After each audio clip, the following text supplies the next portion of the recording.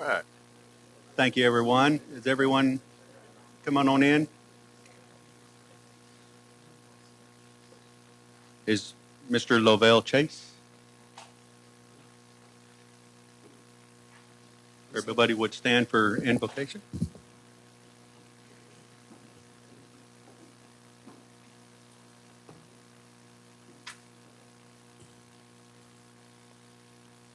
Heavenly Father, thank you for your creation of the heavens and the earth, and for the hope and comfort of the Savior, Jesus Christ. I thank you for your blessings on this great nation of the United States of America, its foundations based on biblical principles. I thank you for the abundance of food, infrastructure, energy, and resources. On this day, Father, I ask for your blessing on the mayor, the members of the city council, that the decisions and motions made here tonight would be based on your principles of integrity, honesty, and truth, that they would be honorable, admirable, and worthy of praise in your eyes. I ask for continued provision for the city of Los Banos and our nation. As the holidays are upon us, may all know that celebration of the birth of the Savior of the world, Jesus Christ, giving eternal life to all those who believe, is the true reason for the season. And it is in his name that I pray. Amen. Amen. We'll now call the meeting to order at 6:02. We'll still remain standing for the Pledge of Allegiance from Chief. Allegiance to the flag of the United States of America and to the republic for which it stands, one nation, under God, indivisible, with liberty and justice for all.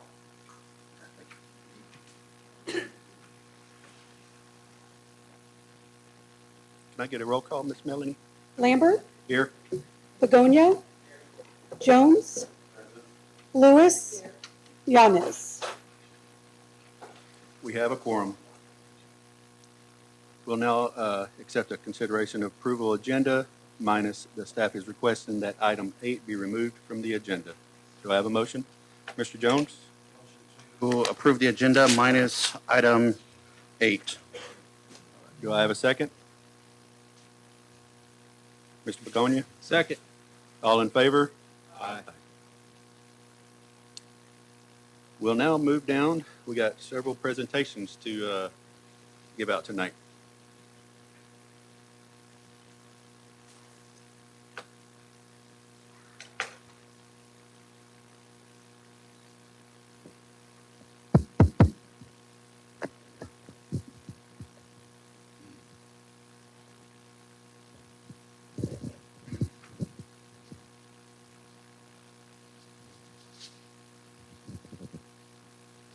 All right, we'll first start off with a couple of certificates of recognition.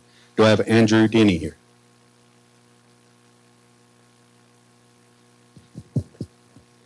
Okay. Combined. So the second one, this is Fire Engineer Andrew Denny and also Juan Ramirez, Fire Engineer, Los Banos Fire Department.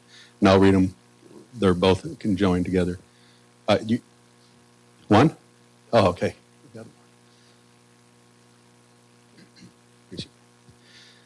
Certificate of recognition presented to Juan Ramirez, Fire Engineer, Los Banos Fire Department.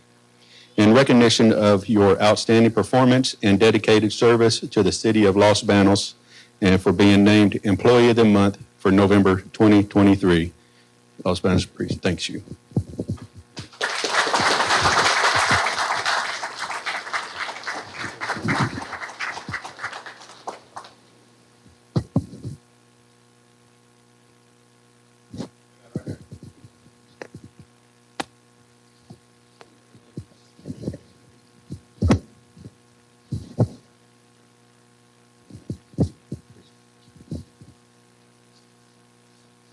All right, we got a few retirements tonight. And tonight we're going to start off with Mr. Jesse Seha.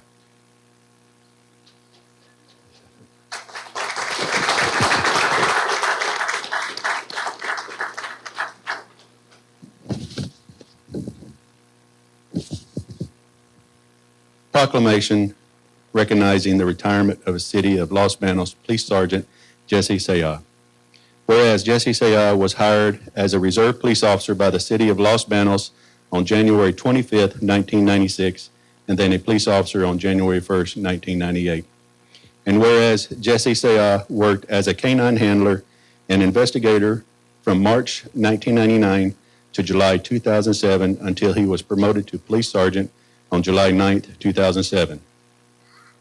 And whereas Jesse Sayah was the administrator sergeant for who oversaw field training officer programs and was named the 2007 Officer of the Year by the Los Banos Police Department. And whereas Jesse Sayah has contributed tremendously throughout his career to the community of Los Banos with his knowledge and commitment to his job.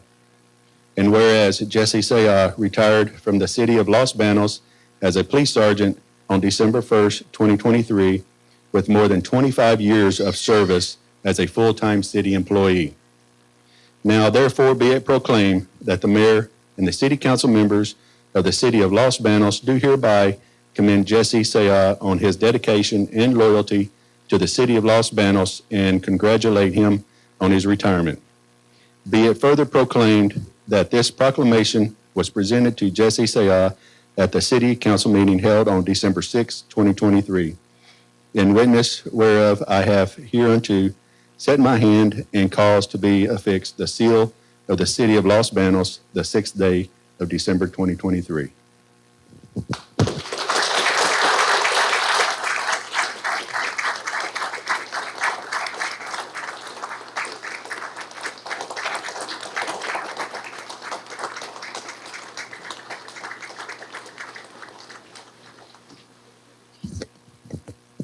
And could we have? Good evening, everyone. I'm Kriston Santos. I'm the Merced County Field Representative for Congressman John Duarte of California's 13th Congressional District. Also worked for District Director Mr. Sam Sammer, who also spent decades in law enforcement. And on behalf of Congressman John Duarte of California's 13th Congressional District, I do have the distinct honor of presenting this Congressional Recognition Certificate to Sergeant Jesse Sayah for your decades of dedicated service in law enforcement and keeping the Los Banos community safe. Thank you for your service, sir.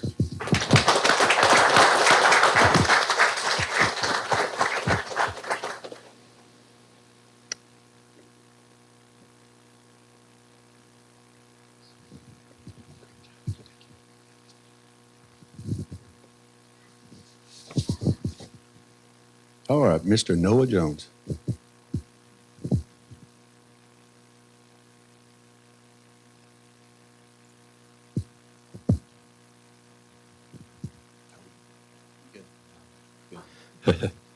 Proclamation recognizing the retirement of City of Los Banos Police Officer Noah Jones.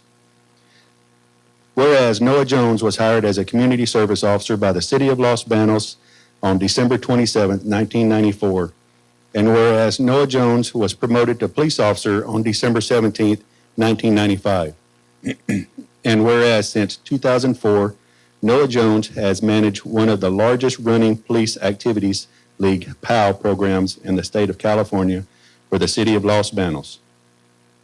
And whereas Noah Jones has contributed tremendously throughout his career to the community of Los Banos with his knowledge and commitment to his job.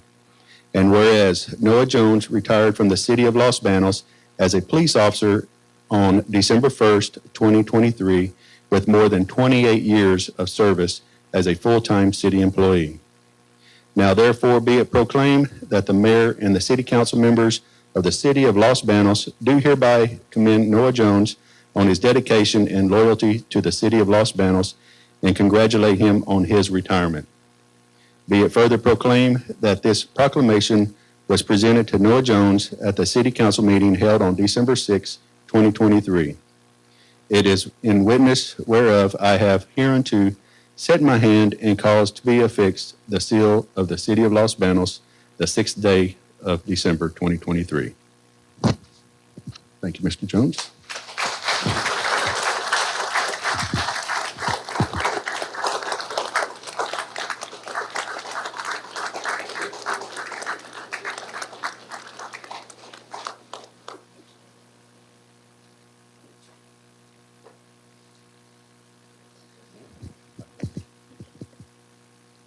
And again, Officer Jones, on behalf of Congressman John Duarte, have the distinct honor of presenting a certificate from our congressional office. Thank you for your years of dedicated service to the city of Los Banos, keeping our citizens safe. Thank you.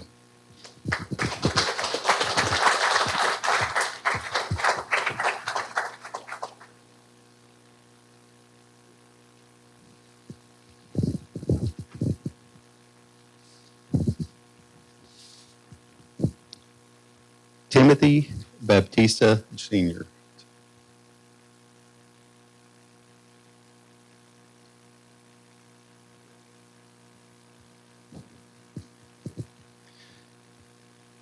Proclamation recognizing the retirement of the City of Los Banos Foreman Timothy Baptista Sr. Whereas Timothy Baptista Sr. was hired on a Maintenance Worker 1 with the Public Works Department on July 25, 2006. And whereas Timothy Baptista Sr. moved up among the ranks and become a Maintenance Worker 2 on July 1, 2016. Before being promoted to Streets Foreman on October 1, 2018, and then Solid Waste Foreman January 1, 2020. And whereas Timothy Baptista Sr. has contributed tremendously throughout his career to the community of Los Banos with his knowledge and commitment to his job. And whereas Timothy Baptista Sr. retired from the city of Los Banos as a foreman with the Public Works Department on December 1st, 2023, with more than 17 years of service as a full-time city employee. Now, therefore, be it proclaimed that the mayor and the city council members of the city of Los Banos do hereby commend Timothy Baptista Sr. on his dedication and loyalty to the city of Los Banos and can congratulate him on his retirement. Be it further proclaimed that this proclamation was presented to Timothy Baptista Sr. at the City Council meeting held on December 6, 2023. In witness whereof I have hereunto set my hand and caused to be affixed the seal of the City of Los Banos the 6th day of December, 2023.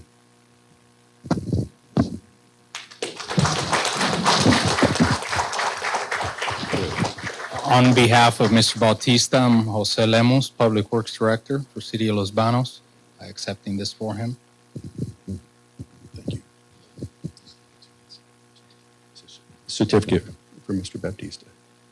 Appreciate it.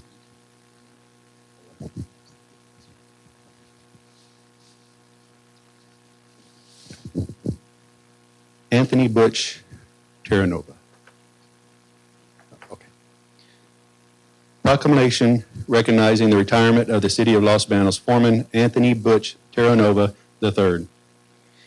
Whereas Anthony Butch Terranova III was hired as a Utilities Maintenance Worker 1 with the Public Works Department on August 17, 1998.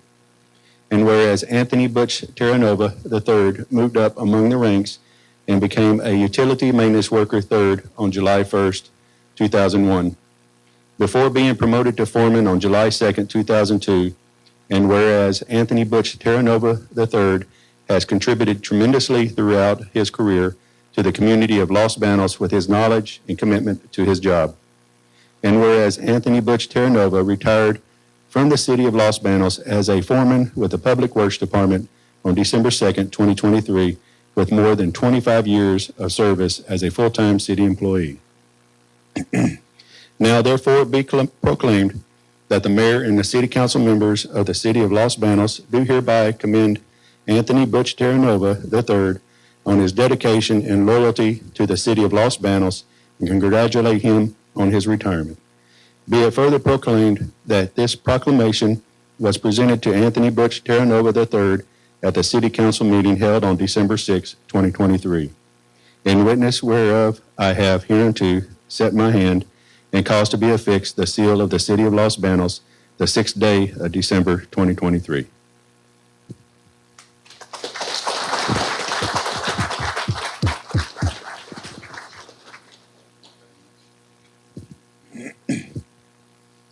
All right, the last one.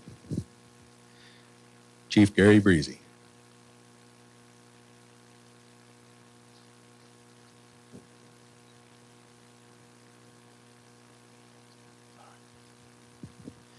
Proclamation recognizing the retirement of City of Los Banos Police Chief Gary Breezy Jr. Whereas Gary Breezy Jr. was hired as a police officer by the city of Los Banos on December 15, 1995, and on September 23, 2002. And whereas Gary Breezy Jr. moved up amongst the ranks to police sergeant on January 17, 2003, to police commander on September 12, 2005, and then to police chief on May 17, 2010. And whereas Gary Breezy Jr. served as the city's acting city manager 3 times, November 2012 to April 2013, January to June 2016, and March to September 2021. And whereas Gary Breezy Jr. has contributed tremendously throughout his career to the community of Los Banos with his knowledge and commitment to his job, and whereas Gary Breezy Jr. retired from the city of Los Banos as a police chief on November 18, 2023, with 26 years of service as a full-time city employee. Now therefore be it proclaimed that the mayor and the city council members of the city of Los Banos do hereby commend Gary Breezy Jr. on his dedication and loyalty to the city of Los Banos and congratulate him on his retirement. Be it further proclaimed that the proclamation was presented to Gary Breezy Jr. at the city council meeting held on December 6, 2023. In witness whereof I have hereunto set my hand and caused to be affixed the seal of the city of Los Banos this 6th day of December 2023.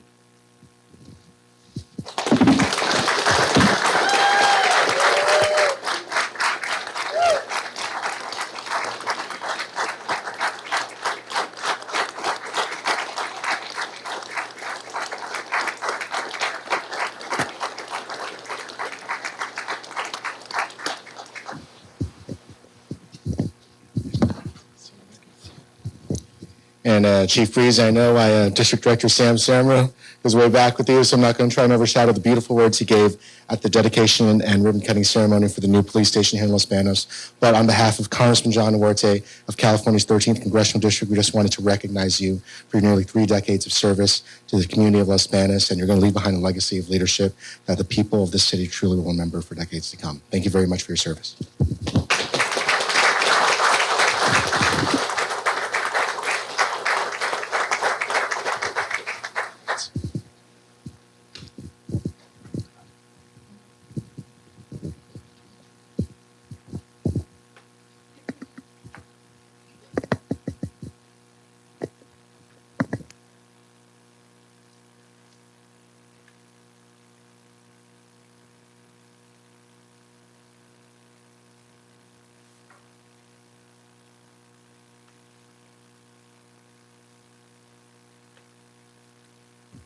All right, we'll now move on to the next item, public forum.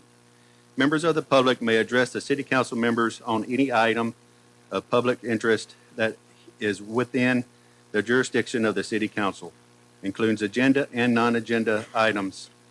No action will be taken on agenda items. Speakers are limited to a 5-minute presentation. Detailed guidelines are posted on the council chambers information table. This time I would like to invite the public come forward and speak. And please remind to keep your phones on silent. Hello, I'm Dean Nelson. Tonight I'm representing the Kiwanis Club of Los Banos, one of the service organizations of our city, of our community. And I wanted to make sure everyone knew about the Christmas Eve dinner that the Kiwanis has been putting on for 40 years. This is our 40th Christmas Eve dinner.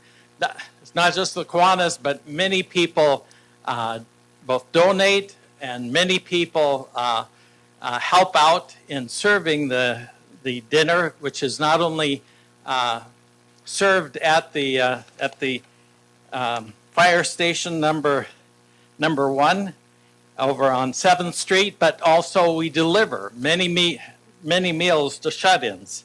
And everyone's invited to come. It's free for anyone who comes or anyone who wants to have it delivered to them. We do accept donations, and but it's a big chunk of chicken and pasta and various the side dishes with it.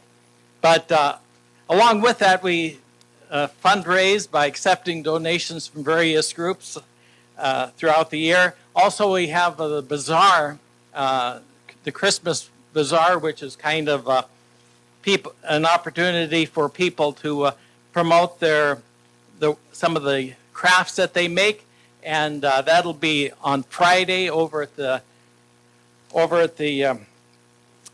Miller and Lux building from 10 to 4. If anybody would like to go to that too, that helps with our project. Thank you.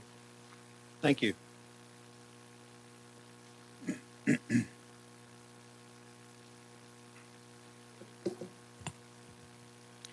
Good evening, Mayor Pro Tem Lambert and the council. Kristan Santos here again representing the office of Congressman John Duarte. Hope you all had a lovely time at the various Christmas festivities we had around Los Banos this past weekend. And also, it's always a good time to be back. I was just here a few days ago providing a legislative roundup to Merced County Farm Bureau at the Miller Lux building just down the street. I would again like to congratulate Chief Gary Breezy, Sergeant Jesse Sea, Officer Noah Jones, and Foreman Tim Baptista Sr. and Anthony Butch Terranova on their retirements this evening. For thousands of tourists every year, the communities of Merced County are the gateway to their adventures in Yosemite National Park and other natural destinations. Easy access to majestic national parks and beautiful public lands in the Sierra and on the coast is one of our greatest birthrights we have here in the Central Valley of California. Congressman John Duarte recently joined a coalition of Democrats and Republicans in co-sponsoring the Expanding Public Lands Outdoor Recreation Experiences Act, also known as the EXPLORE Act. This bill improves access to recreational activities like biking, camping, and fishing by creating accessible trails for all. It removes the red tape from the permitting process for small businesses that depend on reliable access to public lands, and it also supports gateway communities dealing with housing shortages and infrastructure issues by providing funding opportunities for modernization. Outdoor recreation has a $1.1 trillion economic output and supports 5 million jobs annually. And the EXPLORE Act is not just about fostering enjoyable outdoor experiences, it's an investment in the future of our communities, small businesses, and the well-being of all Americans. Congressman Duarte also recently joined the Congressional Bipartisan Rural Health Caucus after co-sponsoring the Rural Hospital Technical Assistance Program Act earlier this year. It's a caucus that promotes and advances policies that increase access to quality and affordable health care for rural Americans. It prioritizes stemming hospital closures, ensuring fair and adequate reimbursement rates, strengthening the healthcare workforce, reducing health inequities, and expanding telehealth and other innovative care delivery models for rural Americans. Earlier this year, the closure of Madera Community Hospitals sent shockwaves throughout our valley and its healthcare infrastructure, and the issues still facing Madera Hospital to this day shed light on the larger problem of healthcare delivery in rural communities. Financial strains, workforce shortages, and limited access to resources are jeopardizing the health and safety of residents all across the country. And across the nation, over 180 rural hospitals have closed their doors since 2005. This trend is catastrophic for rural communities like the Central Valley, where rural healthcare centers are often the only place to receive medical care, and economically they support 1 out of every 12 rural jobs in America. Congressman Duarte believes it's absolutely vital that we not only work tirelessly to keep existing rural hospitals afloat, but also fortify rural healthcare for generations to come. Our lives and those of our neighbors here in the Valley depend on it, and I believe this is going to be the last meeting of the year, so I'd like to wish everyone a Merry Christmas and a Happy New Year. Thank you. Thank you.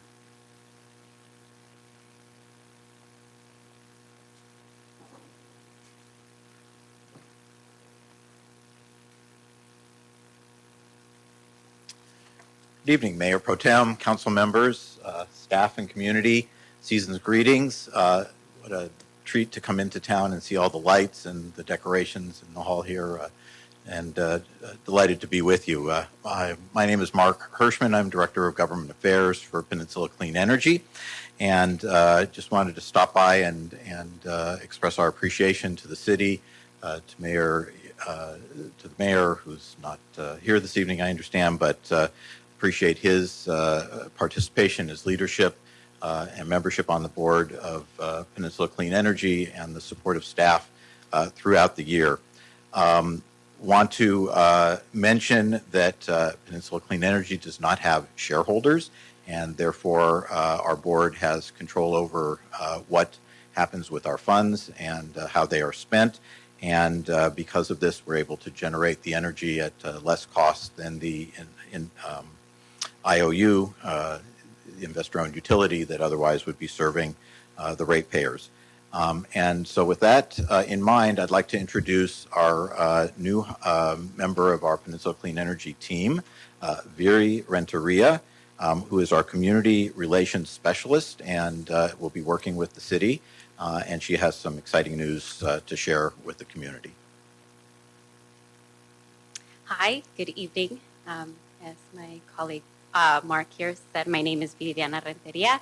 I am the Community Relations Specialist with Peninsula Clean Energy, and we have great news to share tonight. So we are providing a $300 bill credit to 5,700 of our Los Banos customers.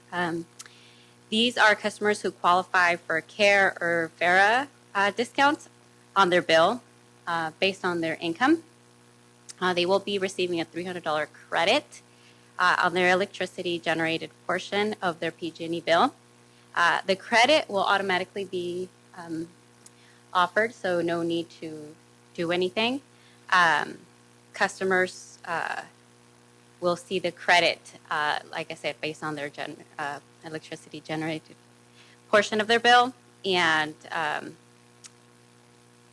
the credit will continue on. So, for instance, if the customer didn't use $300 worth of electricity in 1 month, the credit will be reoccurring until we use up the full $300. And we can learn more about this credit on our website on pencleanenergy.com/Los Baños. Again, that's PEN cleanenergy.com/Los Baños. Thanks so much. Thank you, guys. Season's greetings. Happy Thank you. holidays.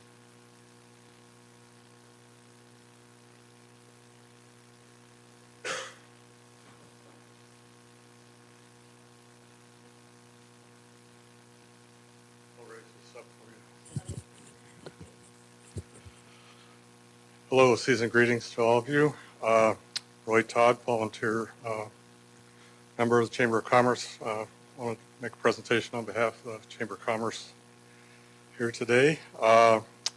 First of all, we just wrapped up our Christmas, annual Christmas parade. I know that's been going on for many years, and we had 69 entries. I believe that's a record. If we're keeping track of such things, I believe that's a record. I know I drove our company car through the parade route as well, and I've done that the last 3 years, and I've also been a judge many times as well, and I think that's the biggest crowd I can remember seeing. I might be wrong, but that's the way I know it. We had basically 10 different awards that were presented, and these awards were presented throughout a cross section of our community. There were, schools. There were private companies.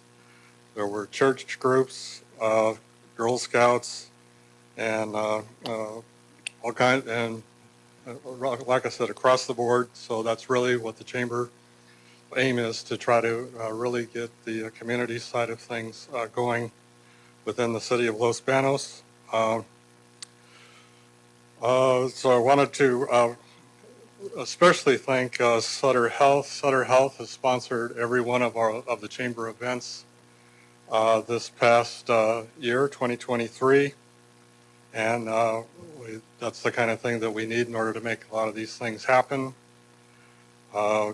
We also want to thank everybody that came out and attended and watched, and I thank all the volunteers that made it happen.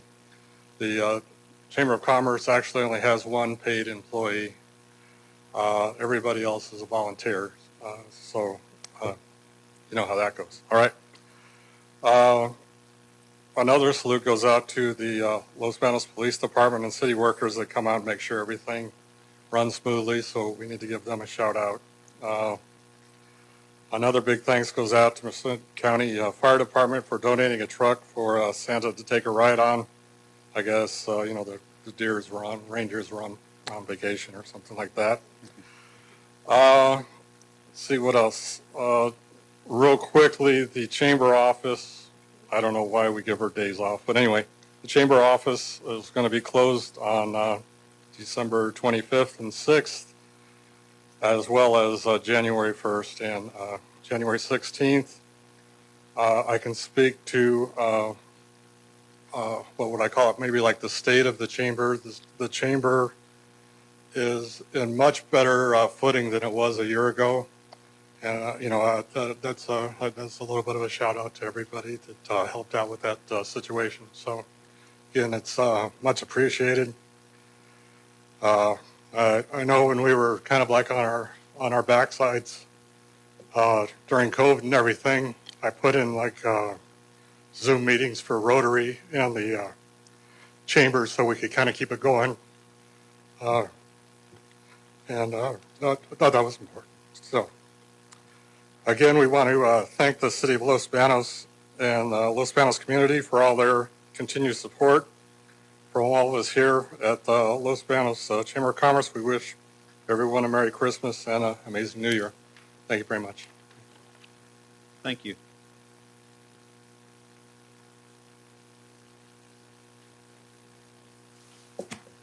Okay, I know, he's tall. On your agenda today, I wanted to bring up again, consent items are supposed to be routine. Sometimes the public needs to know more information in regards to things that you guys are voting on, expenditures and stuff like that.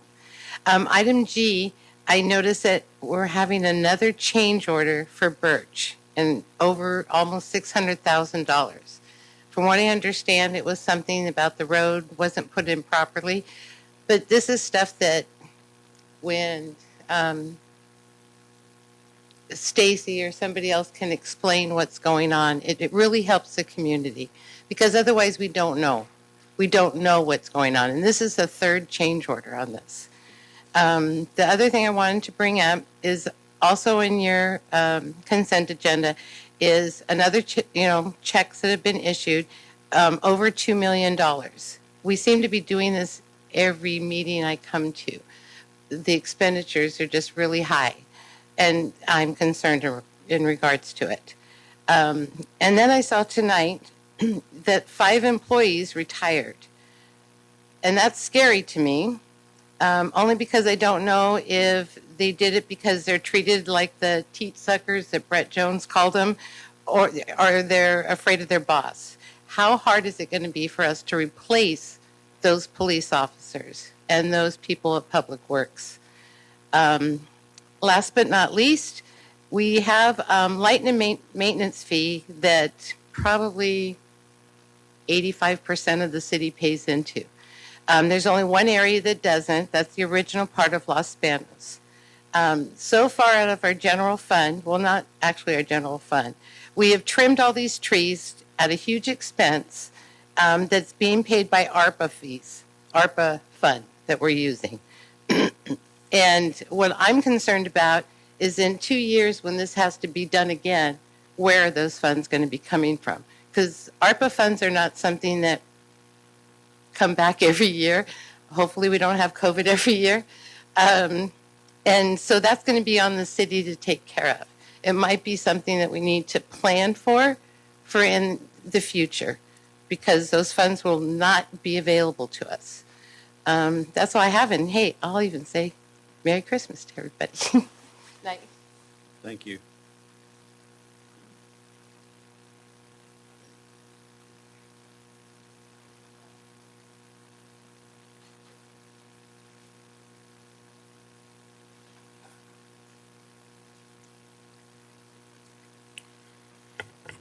This past weekend, I watched the 49ers-Eagles game, which the 49ers won.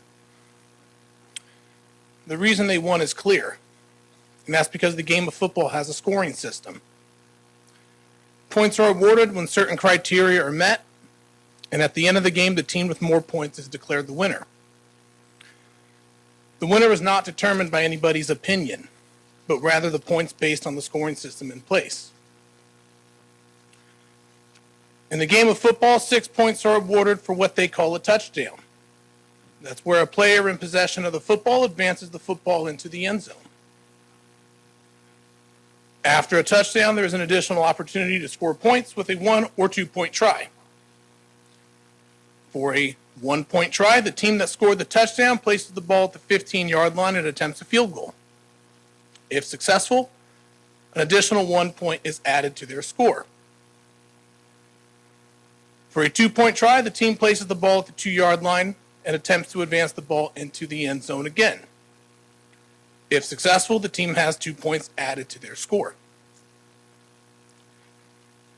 If a team is unable to score a touchdown, they may attempt a field goal if they're close enough to the end zone.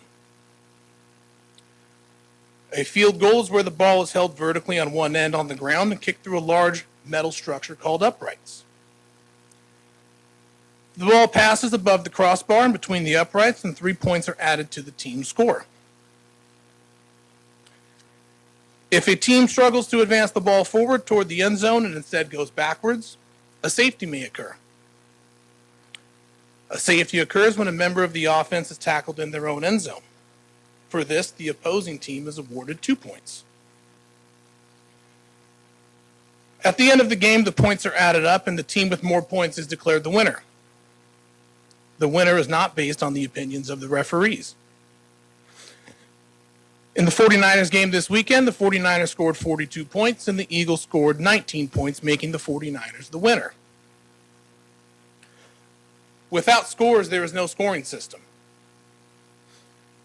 1 year ago, when the Small Business Assistance Program was approved, the public was told there is a scoring system ready to go that would be used to determine grant awards. Yet there's still no explanation of the scoring system and no scores available. The public should be given a clear explanation based on the scoring system for why a councilman received the first check out of the program for the maximum amount of $25,000 and was approved in 10 days, while other businesses with a larger negative impact from the shutdown did not receive the maximum and were approved after more than 100 days. Until the scores are released, the city cannot say favoritism and discrimination did not occur. At the end of the last meeting, the mayor stated that he would protect his staff by any means necessary. The term by any means necessary has historically been interpreted as meaning up to and including violence. This statement would be unnecessary if the city could produce documentation to disprove anything I've said during public forum, but they can't. Instead of threatening violence against those who speak during public forum, release the scores. Thank you.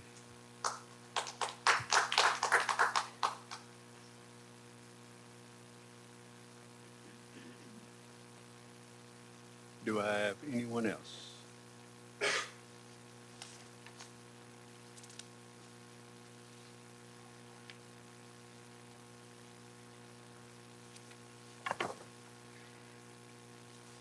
Good evening, Mr. Mayor Pro Tem, City Council, staff, my fellow residents.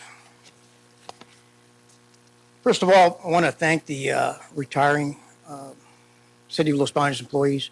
Appreciate very much their dedication to our city, the accomplishments that were able to be done under their employment and their dedication. Especially want to thank our police officers. Again, when we lose police officers, whether it be to attrition, retirement, or other means, we lose not just a position, we lose a lot of knowledge of our streets, knowledge of our gangs, knowledge of the infrastructure of organized crime.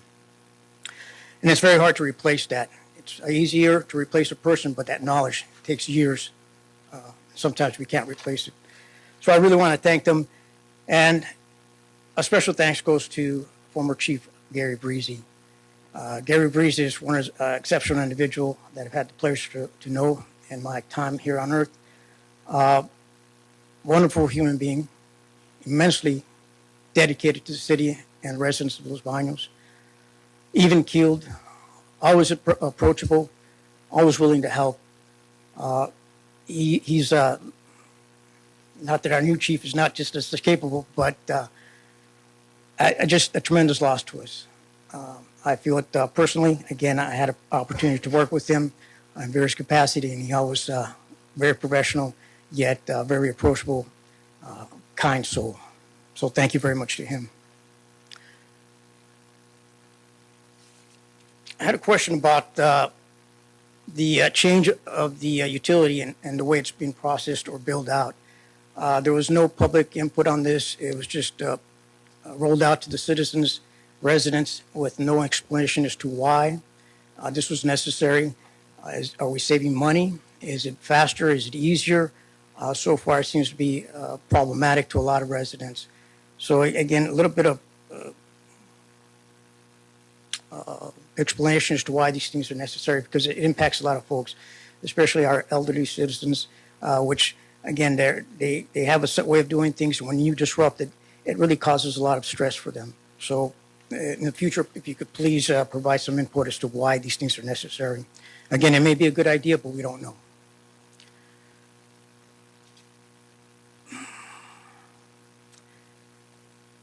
Another issue is the escalation of the rhetoric coming from the city council.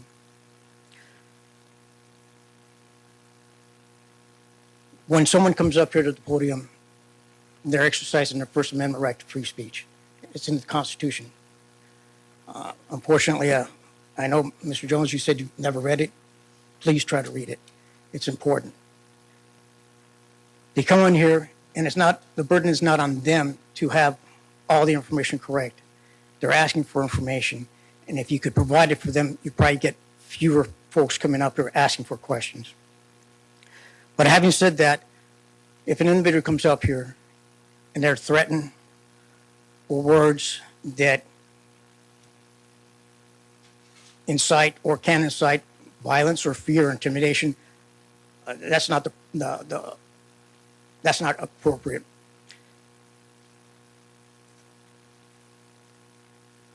I guess the reason for that comment was that, hey, they're trying to look out for city staff.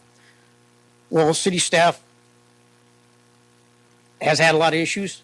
They've said that they're working under a hostile work environment. And the only person that the city council has oversight over is Mr. Pinero, the city manager. Yet the city manager is the one person that they have stated has caused them a lot of grief and anxiety. And I'll read again an excerpt. Since Josh Pinero has returned, several department heads have resigned or initiated retirement proceedings, as we just saw. Multiple city employees have had negative interactions with Pinero, such as being verbally berated by the city manager in front of other employees, and being the victim of Pinero's dishonesty with department heads about interactions he has had with employees that Pinero paints in a negative light. Nothing has been done about these egregious acts by Pinero. Employees remain quiet for fear of retaliation. 15 seconds. Roger. Start with Mr. Pinero. That's the oversight you have, and he's the one causing the loss of staff. Thank you very much. Thank you. Do I have anyone else?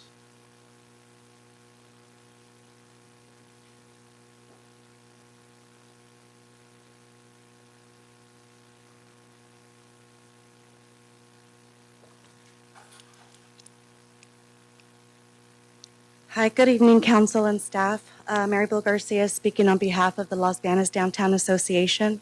We would like to thank everyone that came out to support us, and we also want to thank the City of Los Banos for their partnership to create a festive holiday atmosphere downtown and to produce the annual winter lighting celebration. Thank you to our sponsors, Morningstar, Sutter Health, Young's Air Conditioning, and Mid-Valley Disposal. Thank you to Ronnie's Landscaping, along with everyone else that helped for the event. We would also like to thank everyone that participated in the window contest, which is Kimmy's Stitches, Heritage Hair Salon, Azul Rustica, La Placita Mexico, Nasty Tattoos, Biggins Texas Barbecue, La Pupusa Loca, Palmas, Guild Mortgage, Herbal Life, 6th Street Diner, The Country Duck, Perla Luxury Salon, Little Diamonds Pizza, DNS Bargains, Positive Changes, San Luis Water District, Las Banas Flower Shop, VNS Furniture, Dance Explosion Studios, Flor de Lis, Simply Unique, Health Time, LB Chambers of Commerce, and Pearson's Jewelers. And so then overall, Our board of directors, they went with best overall, most creative, and most festive and theme. So the winners for the window contest are as follows. First, Los Banos Chamber of Commerce. Second, Dance Explosion Studio with Francine Turner. And third, Tanya Price with Guild Mortgage. So we are also having a 50-50 raffle, and tickets are available for $10. You could win up to $2,500. Winners will be announced December 16th at the Los Banos downtown office at 907 6th Street. So come get your raffle tickets. We will also be having our annual reception with the Board of Directors December 15th, 2023 at 830 I Street from 6 to 8. So invitations will be sent out. And I'm also very excited to announce our first newsletter for the Downtown Association, which I will pass out.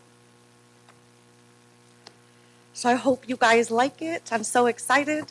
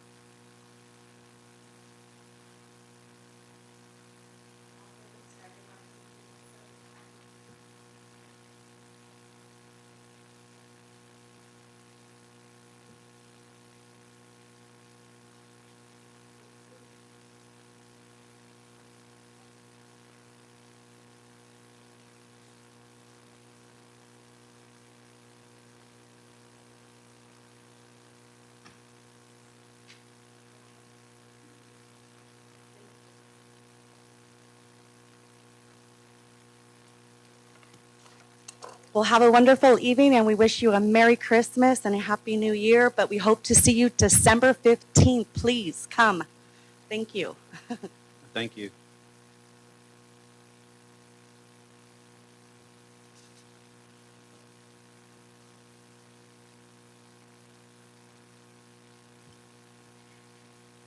Good evening, Mayor Pro Tem and Council.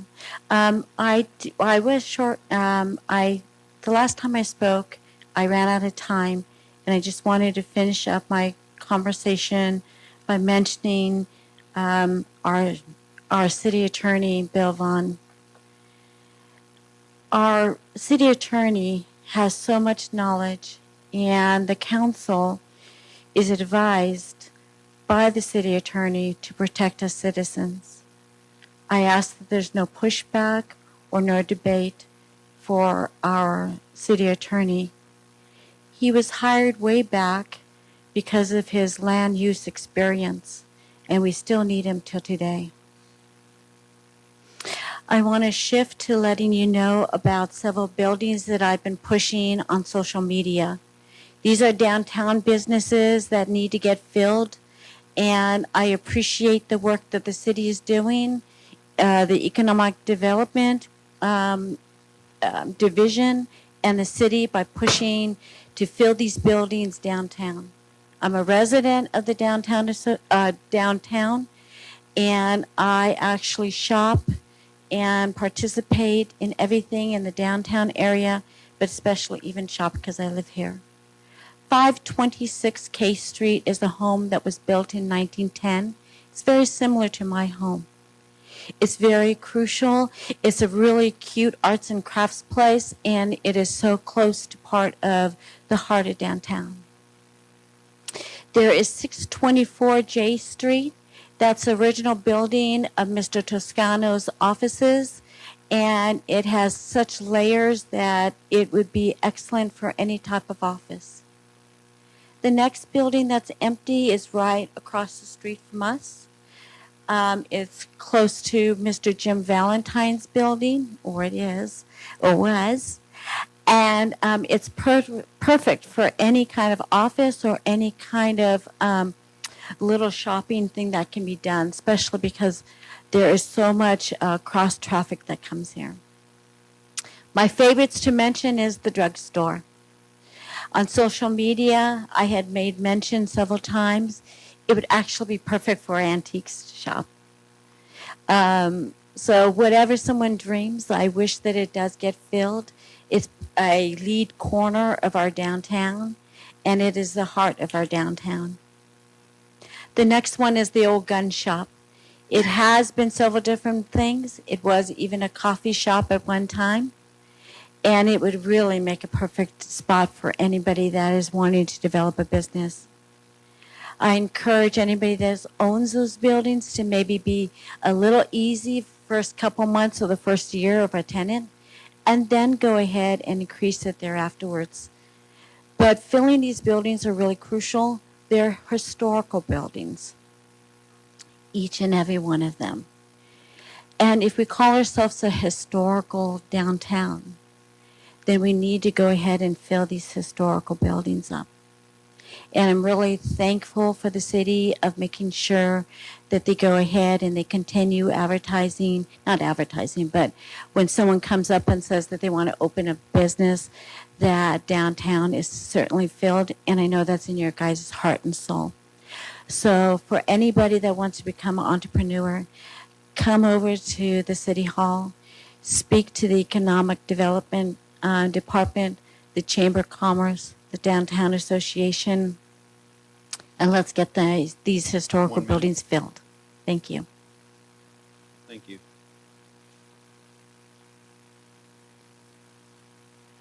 Seeing there's no one else, we'll ask the city clerk if there was any written in. If not, changes made to the public forum regarding written comment. All written comments must be received at least 3 hours prior to the start of the meeting, and copies will be dispersed to the city council via email prior to the meeting as supplement to the agenda packet.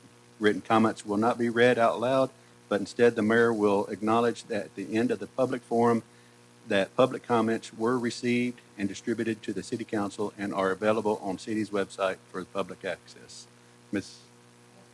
All right, thank you. All right, now we'll move on to the next item, consideration of approval of consent agenda.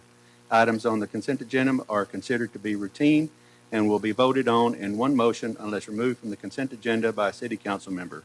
We'll now go to Ms. Roberts. Items on the consent agenda are as follows.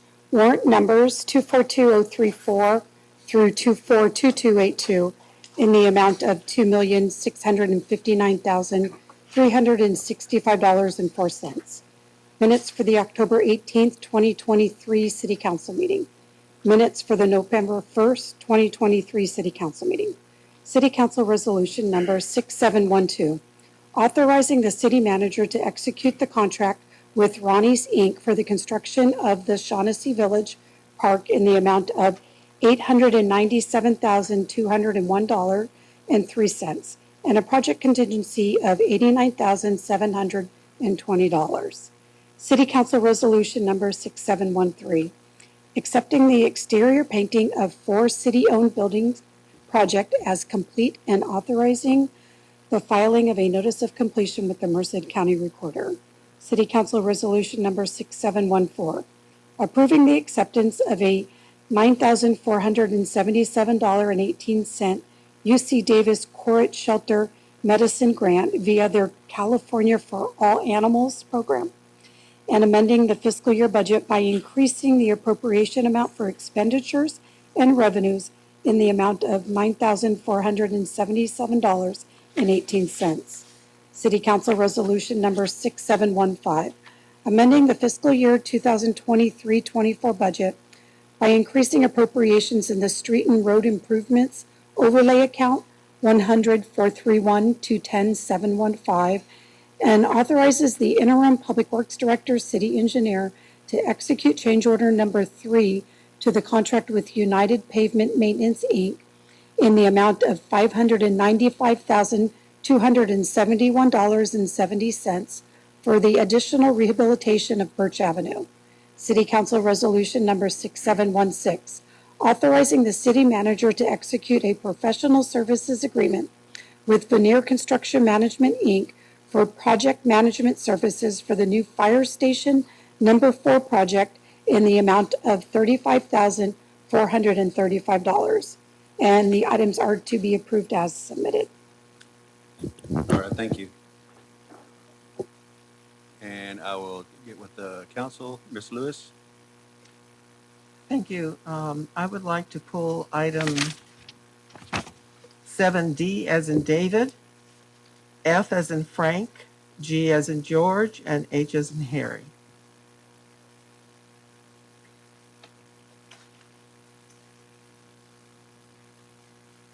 All right, we'll start with item number D, and we'll go to Parks and Recreation Director, Mr. Heim. Hi, good evening, Councilmember Lewis. Available to answer any questions. Thank you.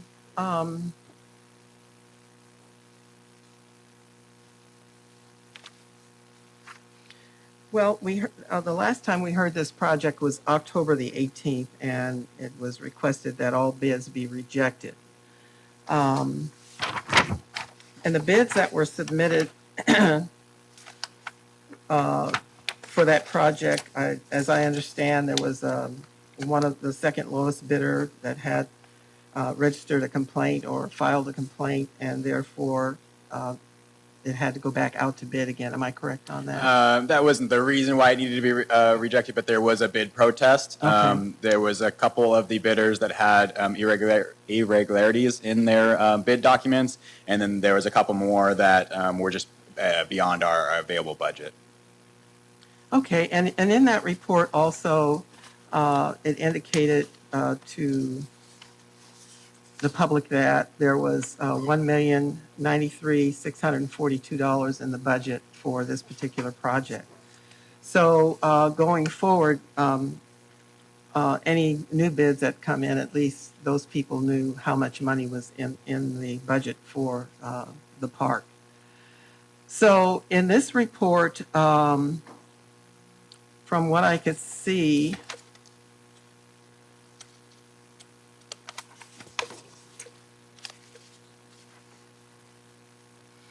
there were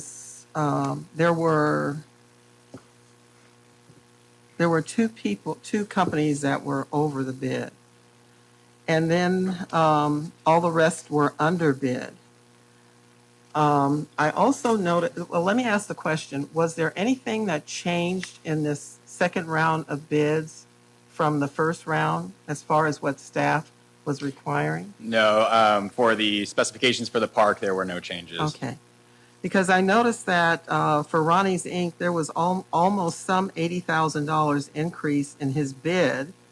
And it just brought a bit of concern to me that he was able to do it the first round for $819,000 and some change, and now it's up to $897,000 and some change to his bid for this project. But I need some explanation because I don't quite understand under the asterisk because there was one landscape bid that was below Ronnie's Inc. And it states in the amount listed above are from the contractor's bid schedule and based off of unit price on and on. So yeah. I'm not quite sure. I don't understand what that means in regards to why the lowest bidder was not accepted in the bid. Absolutely, I can help with that. So if you go to the bid opening sheet, you'll see the 5 bidders. That was one of the attached documents. And you'll see that Ronnie was the lowest bidder. And again, in the final document, in the staff report, he is the lowest bidder. But what you're talking about with the asterisk there is that the price is based off the unit price. And within bid documents, there's 2 columns. There's a unit price, and then there is a total price. Essentially, that is multiplied. So if it is for a sidewalk and there's linear feet, 100 linear feet times a unit price of whatever that is, $1, that's $100, right? So the overriding number is going to be the unit price. I'm not going to say it happens commonly, but it does happen where, for whatever reason, the total price is inaccurately listed. And so the number that we go off of is the unit price. And so if there are any irregularities on that, we will correct that based off of the unit price. In this case, Truxell and Valentino Landscape Development had what is likely an error on their unit price, but because that is the defining number, it increased their bid to a rather large number. In this case, it is about 748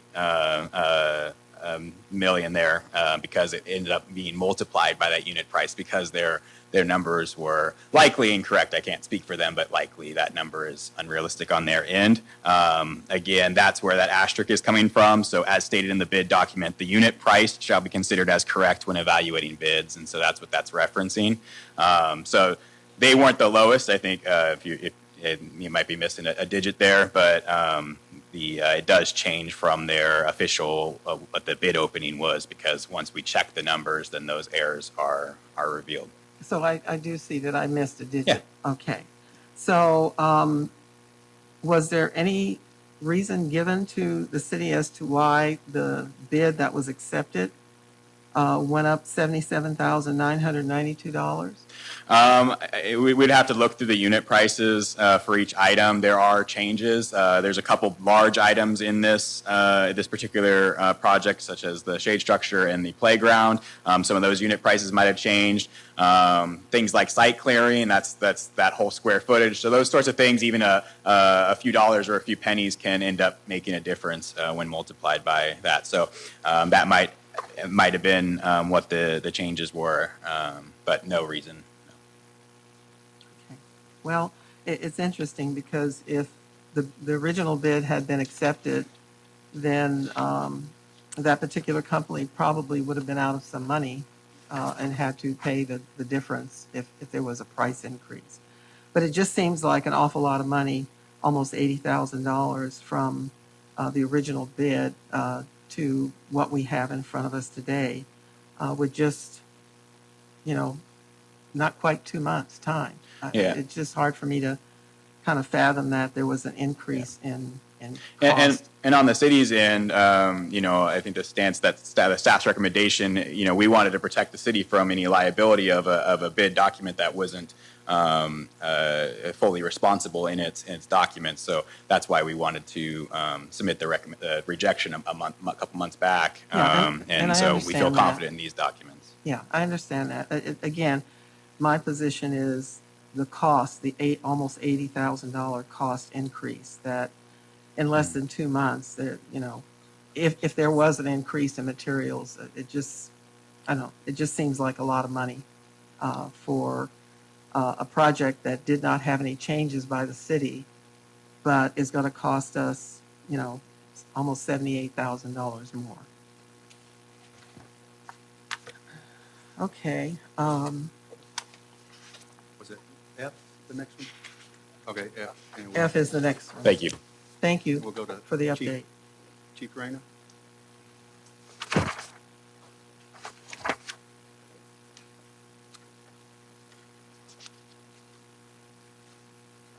Good evening. Okay, I guess I have to start this off. Well, I see that there are items that are being purchased from the monies that are being given by UC Davis for the protection of the animals, and also in the body of the report it indicates is also to help place these animals more quickly in the homes. And I wasn't quite sure of how these particular things were going to work in the scheme of making these animals more adoptable. Sure. So good evening once again.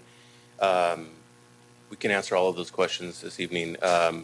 So Sergeant Mendez, I brought him up here. Sergeant Mendez was the employee who applied for this grant, and he is our supervisor who oversees our code enforcement division, which includes the animal shelter. So to answer your question, council member, all of these items they're things that we have wanted to purchase to bring into the animal shelter. And for example, some of them are safety items. One particular, I'll turn it over to Sergeant Mendez in a minute so he can speak about these items one by one. But for example, there are items here for feral cats. And so when I first started, I was a community service officer, and part of our duty was to go to the shelter on some days and clean. And I remember that dealing with the feral cats was probably one of the worst things that we had to do. And so there are items now that we are going to be able to purchase that will allow our staff to safely transfer feral cats from maybe perhaps traps into cages where we will house them and feed them and take care of them without the staff having to get injured. And so we had an employee a few weeks ago that actually had a cat get out and bit the employee. And, you know, we try to avoid those things whenever we can, and we try to get these grant dollars to further our goals and our missions at the shelter. But I'll turn it over to Sergeant Mendez, and he can answer these questions. Thank you. Good evening. Do you want me to break down the items and explain each one? And the reason? Yes, when I looked at Exhibit A, it appeared that a lot of this was around cats, but when I look at the report, it says 6 cat portals, 20 floor cages, 12 cat carrying covers, and then we have 2 bundles of cardboard carriers and 10 feral cat small mammal dens, and 12 barriers for the outdoor dogs. So it looks like most of this is going for the feral cats, but we have some barriers for the dogs outside. Are those barriers for separating them when they're coming in with anxiety about being in the shelter, or is it used for something else? So there's a few reasons. One being, yes, to minimize the anxiety and the fear that they have when they first enter the shelter. Second, the barrier will hopefully minimize any spread of diseases. And third, it'll prevent the dogs from wanting to fight each other, which in result will possibly cause injury to themselves and also damage the cyclone fence in between them. Okay. Well, it looks like it's a good program, in addition to the other funds that we've received to start spaying and neutering animals. And I hope this will work for our city to help get these animals adopted. And you know, I'll just make a statement. It's really important that people understand that, you know, oh, I just want a kitty, and then it doesn't turn out the way that they think it's going to turn out, and then these cats are released in the public. All the more reason to make sure that we have these animals spayed and neutered before they go into homes.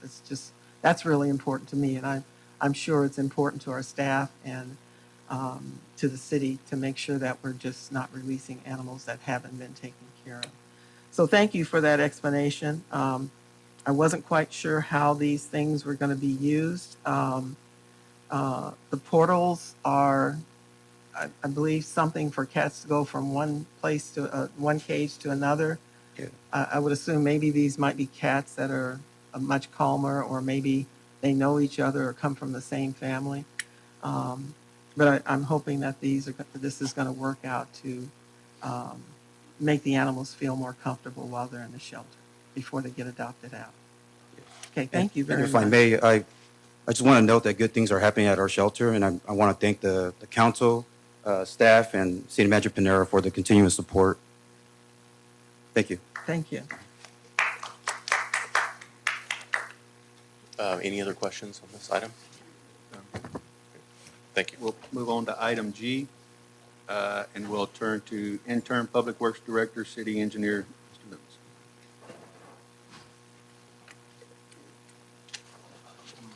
Any questions you may have? Well, yes, I do.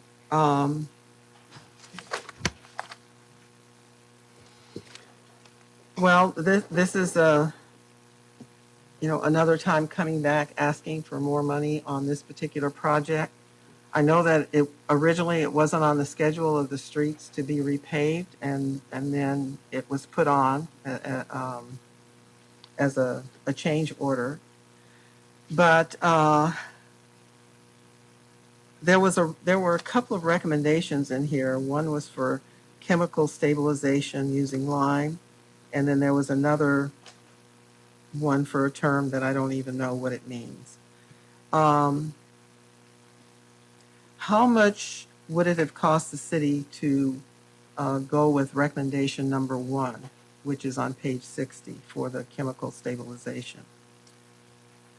So, if I may, maybe I can correct a couple things here. So, this is actually the first change order for this street. Well, there was a change order to add it on, so this is the second one to upgrade whatever needs to happen since the company started working on Birch. Okay. Yes, you're correct. So, your question on recommendation number 1, that recommendation was something I turned down. The reason was that the existing utilities were going to make that impossible. There was a pressurized gas main that was going to be of safety while working. That was shallow enough that we could not use the type of equipment to compact once we removed 18 inches. This was a recommendation that was done by our soils engineer. However, he was not under or did not know that existing utilities like sewer laterals, water laterals, and sewer main were shallow enough to be hit, and it would have made the project even more expensive. The actual cost to it would have exceeded $550,000. That was just for the chemical treatment. Okay, it wouldn't have been possible because once we removed the layer of aggregate base, which is the next layer after the asphalt was removed, at that point we found out that the moisture content of the soil of the subgrade was exceeding what optimal working conditions were. Optimal working conditions would have been a 13% maximum. We had 25% or more. So it wouldn't have been possible. But like I said, I shut it down just on seeing the first number, which was just the chemical treatment at $550 some odd thousand. Okay, and so you're saying that overall recommendation 2 is costing the city less money based on your evaluation of what it would have taken to dig down the 18 inches? Because I see over on the next page something about that this geotech soil engineering from the company recommended that the area found to be exclusively unstable, additional excavation of the soil would require up to 22 inches. So yes, I'm just a layperson trying to understand this. Is the second recommendation going to be the digging of 22 inches? No. Okay. So the second recommendation. So first of all, the first recommendation. Let's talk about it by date. It was done November 7th, 2023, and that came with 2 recommendations. Okay, one recommendation being the chemical stabilization, the second being the geogrid, but it was a lower grade geogrid than what we ended up using, and going a depth of 17 inches on the aggregate base. That would have been extremely expensive, closer to $1 million. Okay. The number 2 recommendation. Number 2 recommendation. Now, here comes number 3 recommendation on November 14th, 2023, which is what we went with. That was something that I personally went over with our geotech engineer and cut the recommendation from 14 inches down to 7.5 by doing a Caltrans method of calculating the, I'm going into a lot of detail, but it's a method by Caltrans to calculate the loads necessary for the particular road, and ended up at 7.5 inches. Okay. However, once we removed those 7.5 inches of existing aggregate base, that was mostly clay. That was the condition we found as soon as we removed the asphalt, existing asphalt initially. We found that moisture content. So it's like you remove something, then you find the condition. We remove the next layer, and we find 25% moisture content, which is basically mush. So equipment won't, you can't work on that. And so the soils engineer came up with this geogrid fabric that basically allows for workability. So it allowed us to place the aggregate base and compact it to a 95%. And mind you, there were other areas, a much smaller number. We started with 90,000 square feet, and then it went down to about 7,000 square feet where we had to dig up to 20 inches. Okay, so was this in a particular part of Birch, or was it the entire length of Birch Street to, what is it, Eucalyptus down to Ortegalita? So the 7.5 inches was the entire length. However, there were spots that were so bad that we ended up having to go as far down as 20 inches. Would that be the area between West I Street and Ortegalita in the older section? There was that section that had some spots, but there was multiple spots all the way down. And the reason I'm asking this, and I don't know if this is the truth or what, I've, before, long before this project came forward, I've had people who have lived in this community for a very long time who indicated that was kind of a bog area, in that western hemisphere of where you're working. And so I'm just kind of wondering if this water, hopefully what you're doing and the water that's there is going to mitigate the situation, because if in fact we have, an El Nino coming up this year, it draws concern for me. So the reason why the moisture content is, it has to do with the water table. So the water table is so high in this area, and the soil, the actual soil ended up being clay sand. So that we wouldn't have known until you remove layers. And unfortunately, with that type of soil, there's no other fix other than remove part of it. We finally get down to a point where we stabilized the subgrade with the geotextile material and achieved our compaction that was needed. It was quite the challenge. This was a very challenging road to work on. And is there a length of time, a serviceability of that road, that how long this is going to last? Yes. Based on what you found?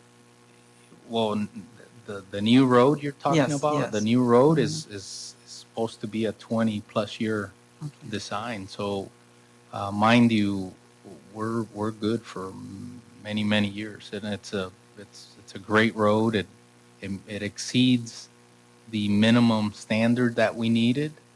However, we had to do some of that due to workability. So that would be the entire length of the road? Yes. Okay. All right. Yes, absolutely. Okay, thank you very much for the explanation. You're welcome. Thank you, Mr. Loomis. Item H, and this will go to Fire Chief Queller. Excuse me. Good evening, everyone.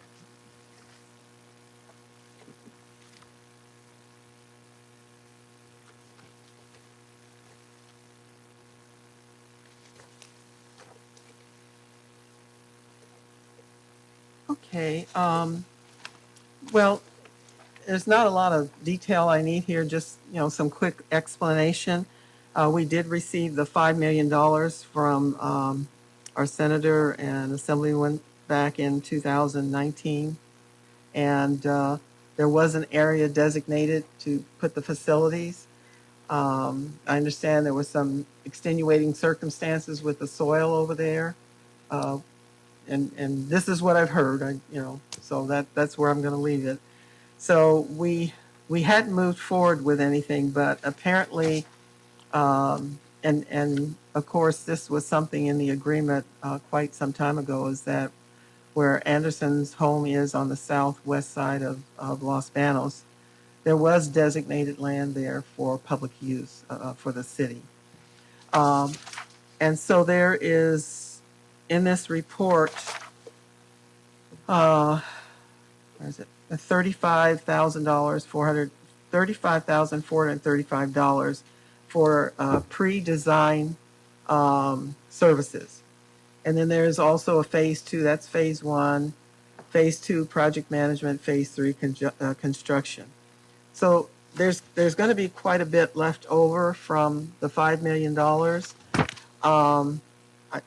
I don't know if we know how much these other services are going to cost, but will there be enough left over or anything left over in order to build the facilities that are needed over there? I will. I'm going to let Brent speak a little bit about that, but just kind of to give you the for this portion of it, phase 1. Those are things that we're going to have to determine. That's why we need to move forward on this, so that we can determine what the scope of the project is and what is to be spent on that, on the design and the building of the fire station.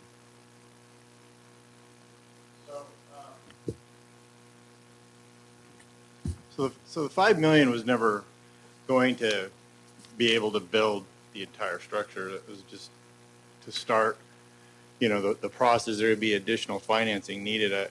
I think the original, if you look back, it was, I think the staff report of accepting these funds, it was like $9 million or something in those dollars back there. We've had this money for a while, of which it's been earning interest. So any of these design functions here probably won't even, it won't burn any of the original corpus of that gift. So, at this point, I think that there's still a considerable amount of interest that it has earned that will allow for some flexibility in terms of the design of this. And once we have the design and we have the documents that we need to see what the cost structure is going to be, then the additional financing, whether it be existing city funds or external funds, will be done at that point. So when you say external funds, what does that mean? It could be anything. It could be like we use the iBank program for the PD. That's one of the external third parties that you could use to basically finance this. So when we get to the point to where we see what the actual cost is going to be to construct this, we will then move forward to see what gaps of financing we have. So, but I can say this with absolute certainty: $5 million isn't going to build this facility.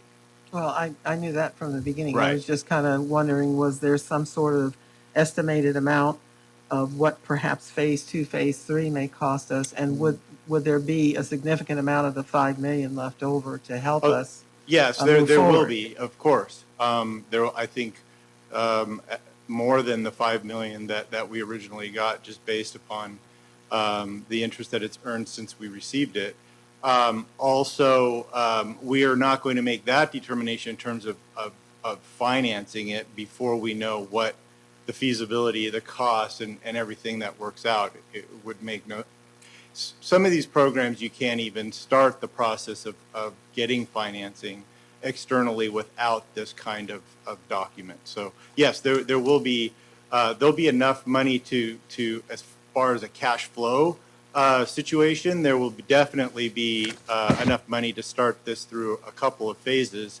Of course, we will secure financing prior to any type of major construction, and it may be that we have internal funds that will, soften any type of financing. But money got a little more expensive in terms of interest rates and so forth, but we're starting to see, those kind of sealing out, and they're starting to I believe they'll start working in a different direction because inflation is starting to look in the right direction. Anyway, iBank is still pretty cheap. There's still pretty cheap money out there, and we have a really good credit rating. So I'm positive that we'll be able to do anything that we need from a reasonable standpoint once we get these reports from the architects. Thank you. That's it. Thank you, Mr. All right, thank you, Ms. Lewis. All right, now, at this time, we'll accept a motion for the consideration of the approval of the consent agenda. Ms. Lewis. Yes, I'd like to make a motion to approve the consent agenda as submitted. Thank you, Ms. Lewis. Do I have a second? Mr. Begonia. Second the motion. All right, I second from Mr. Begonia. All in favor? Aye. Aye. No noes. All right, consent agenda has passed. All right, now that we'll move on, item 8 was pulled from this agenda, so we'll move on to item number 9, advisement of public notices, and there are 2 reports, and we will go to Community Economic Development Director, Ms. Suzelle. Thank you, Mr. Mayor Pro Tem. The first item is for a conditional use permit. This is for LARTech. They're going to be located at 1235 East Street. And this conditional use permit is to allow a welding shop for fabrication in the Highway Commercial Zoning District. This is an exciting project as this particular business is relocating from the Bay Area to our community, and that will be bringing us jobs. Great for economic development. And then the second public hearing is for a vesting tentative parcel map. This is for 1.08 acres for the chateau at the villas. This is located in the East Center project, and which is off of Center Avenue. And where this is particularly located is adjacent to this to the Latter-day Saints Church. And these public hearings will be held on Wednesday, December 13th at 6 p.m. here in the council chambers. And that concludes my report. Thank you, Ms. Elms. We'll now move to the city manager report. Thank you. First, thank you to the folks for all their years of service. Proclamations we gave today, appreciate it. Thank you so much, folks, for all your hard work throughout the years. Big thank you to the administrative team for putting on the nice reception that we had out there. Everything was nice and yummy, so big thank you to them. And cookies were very good. Also, Christmas parade, great work by the chamber. Put on an excellent parade. It was a well-attended event, so thank you to them and to city staff for all their hard work on getting the parade put on and the effort that went involved with that, so thank you for that. And also just a big reminder to everybody that this Saturday we have the Breakfast with Santa event. It starts at 8 o'clock until 1 p.m. Is that correct? Yep, 8 to 1. So love to see you over there at the community center or Breakfast with Santa event. Thank you. Thank you very much. And now we'll go to item number 11. I was not informed by the Mayor Paul if there was any updated from the MCAG. I'll check with Ms. Lewis, see if there's anything from her side. Thank you. I do have a couple of things. The San Joaquin Valley Air Pollution Control District had its annual governing board study session this past Thursday and Wednesday, and Thursday of last week. We often have a lot of people from federal and state government entities to come and speak to us about issues that are surrounded around pollution within our state of California and what the requirements will be from federal, which would be EPA, and for the state of California, CARBs, which is California Air Resources Board. But just, some topics of discussion were updates from the wildfire prevention and resource strategy. The state of California has eased up a bit, even though they're still required to go through CEQA. But our state fire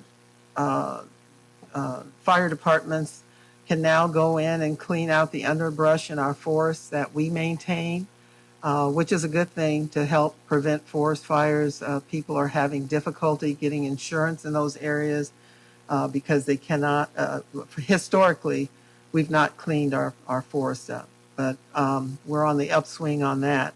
The federal forests, they don't have to adhere to CEQA, so they have their own guidelines that they have to follow in order to clean up the national forests.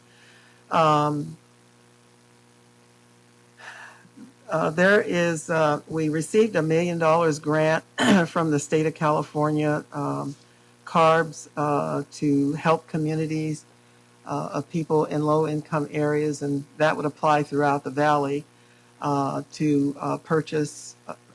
Actually, it's to give them money for the purchase of a air filter in their home, and this is, for people who have asthma, and the pollution may be up in the air. When we had the fires consistently for a few years there, it was really bad here in the valley, and so that's done on a first come first served basis, and it's done through the website at valleyair.org. So anyone who's interested in applying for a air filter for their home, and of course it's income based, you have to meet a certain income level to be eligible for it.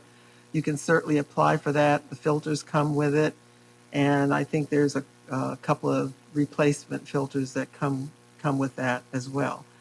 So that's been a good thing for a lot of our community members who just can't afford to have the air filters in their home.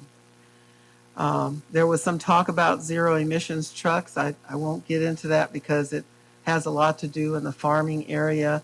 The Type 3 trucks will no longer, effective January 1st, be able to get licensed for those trucks, and that's very in deep and detailed. The state is trying to convert people over to Type 4 trucks, which is a lower emission truck, but it has a heavier weight as well.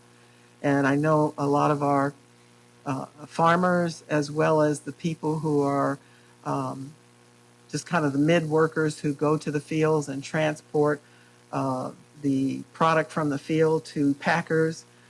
These newer trucks weigh more, and their complaint is that there's going to be more trips to the fields to pick up stuff from the lighter weight Type 3 trucks. So there's a lot of controversy right now with this new law that's going into effect January 1st. It doesn't give these people a lot of time to convert or the money to convert to buy the trucks, which are more expensive. So there are a lot of these mid workers that work with our farmers to transport to packing companies who probably are going to be out of business and looking for jobs, and that's not a good thing. One of the other things that we discussed was funding and outreach opportunities to reduce firework air control impacts. And so there is under pollution for air, these concentrates that are evaluated are called PM 2.5s, which are toxins found in a lot of things that are emitted into the air. But with the fireworks, we had graphs. I wish that, I could have had a way to post this on the website, and I'll just turn this around. I know you won't be able to see it, but there's a big spike in the graph here, which was the 4th of July, where the PM 2.5s were extremely high in the valley. Actually, Merced had some of the lower PM 2.5s, but my opinion is it's just that all the monitoring machines are on the 99 corridor, which is where all of the major cities are. And I've been asking for a monitoring machine on the 5 corridor, which would help pick up the pollutants that come in Los Banos, because we still get air coming over from the Bay Area, and it affects our city, and that's not being measured. So it would have been a bit higher for Merced County if we had had a monitoring system on the 5 side. These PM 2.5s are heavy metals that are carried into the bloodstream and the respiratory system, and according to reports that come from the medical field, this can affect people as far as having heart attacks, people who have asthma, being deeply affected by it. So the bottom line on this fireworks proposal is that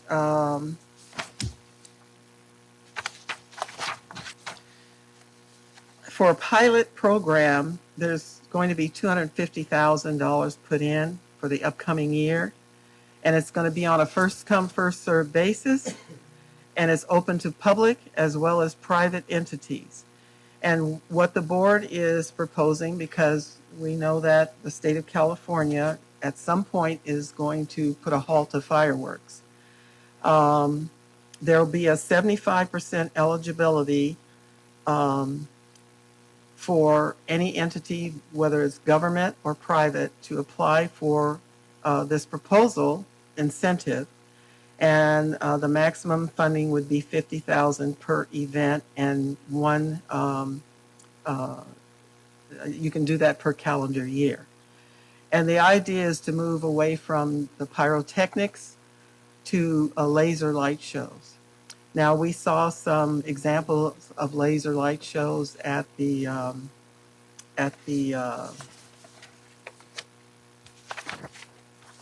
while we were at the planning for the board, and they were quite interesting because you can decide what you want in a laser light show. It's just not pyrotechnics flying into the air. You can design to have it specific to your city. You can design it for 4th of July. You can design it for practically anything that you want that light show to show. So what we saw was quite interesting. And so I'm putting this out here because it's an opportunity for the Downtown Association to go to valleyair.org and get an application going, make some phone calls to find out what you can do to apply for this funding. It's up to 75% of the cost, and they gave us some average that a pyrotechnic show could be anywhere from 15, 20, 25,000, and the light shows would be perhaps an additional 5,000. But if you can get that application in there, you can have 75% of the cost covered, which would still reduce your overall cost of having a laser light show. So that's my report for the Air Board this evening, and I just, I hope that, our city Downtown Association will consider that, because it would be less cost to them overall if they can get that 75% of the cost for a light show. And as I said, this is the beginning of the state of California under CARBs moving us from pyrotechnics into laser light in order to reduce air pollution. Okay, thank you. Thank you, Ms. Lewis. And Mr. Jones, do you have anything for the downtown? All right, thank you. And now we'll move on to item 12, council member reports. I'll wait till last, and we'll go to Mr. Begonia. Just want to say congratulations to all those receiving recognition tonight. Chief Gary Breezy, Sergeant Seha, Officer Jones, Foreman Tim Baptista Sr., and Foreman Anthony Terranova. Also, congratulations and just thank you to everyone, like Roy Todd was saying earlier, that put on the Christmas parade, all the volunteers, the city Chamber of Commerce. And just thank you to the community for showing up big time for that.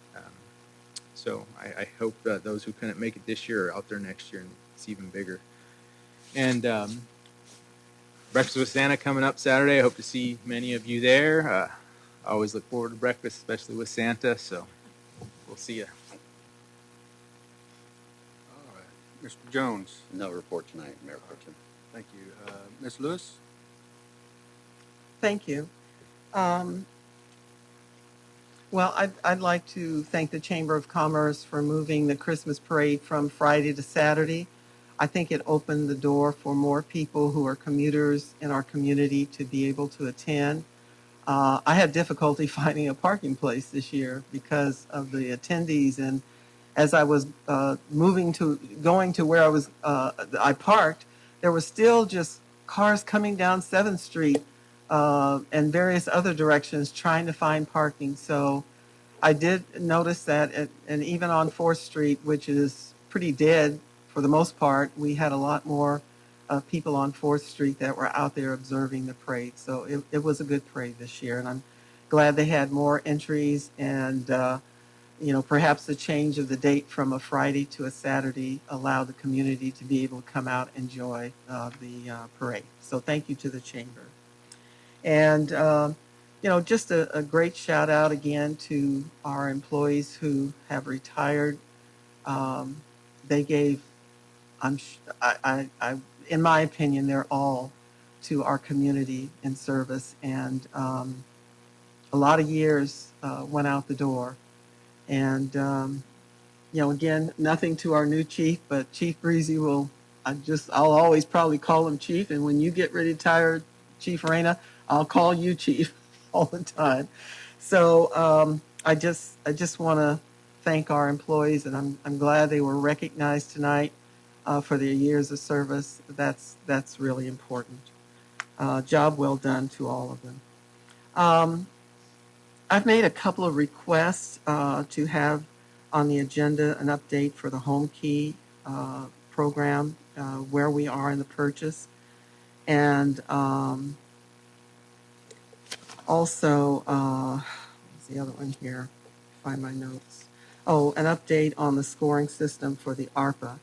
So I'm going to revert to our policy in the our council manual, and that is to make a request tonight to put it on the next agenda, the update for the Home Key motel purchase, where we are on that, and an update on the scoring system for the ARPA for a vote for City Council to put it on the agenda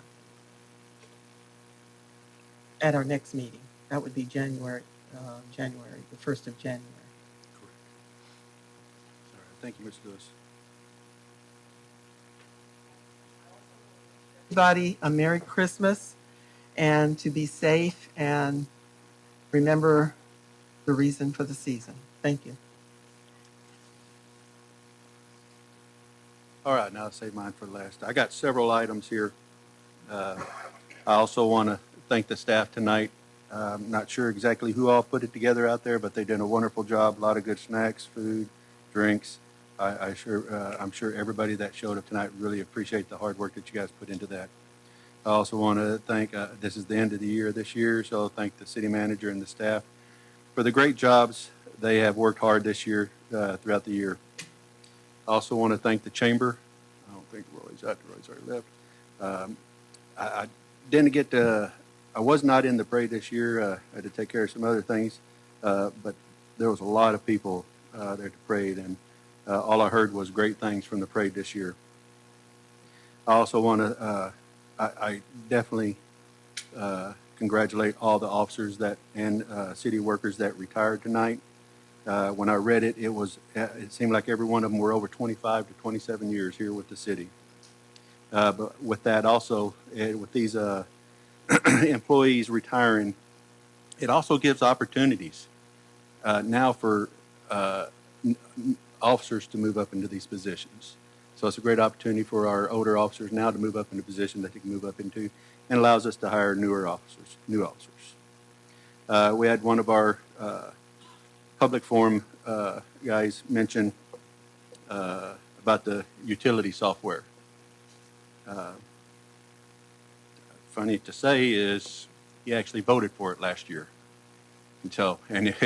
and he knew that it was going to be, once the new police station was installed, it was going to be installed here. It's a work in progress. Everything's going smoothly from what I hear. things are going to get done. Hopefully by the end of the week, things will start running a little smoother. But there's always bugs in the system, but they promise to get it going.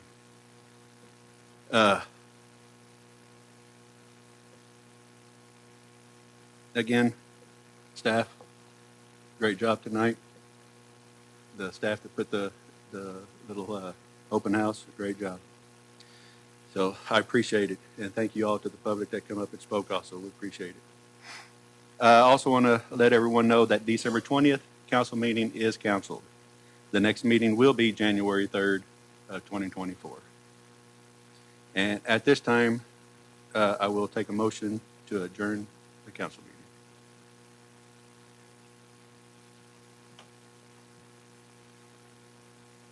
Councilmember Begoni. I'd like to make a motion to adjourn the council meeting. All right, do I have a second? Ms. Lewis? Second. I have a first from Councilmember Begonia, a second by Ms. Lewis. All in favor? Aye. Aye. All opposed? All right, meeting is adjourned at 7:46.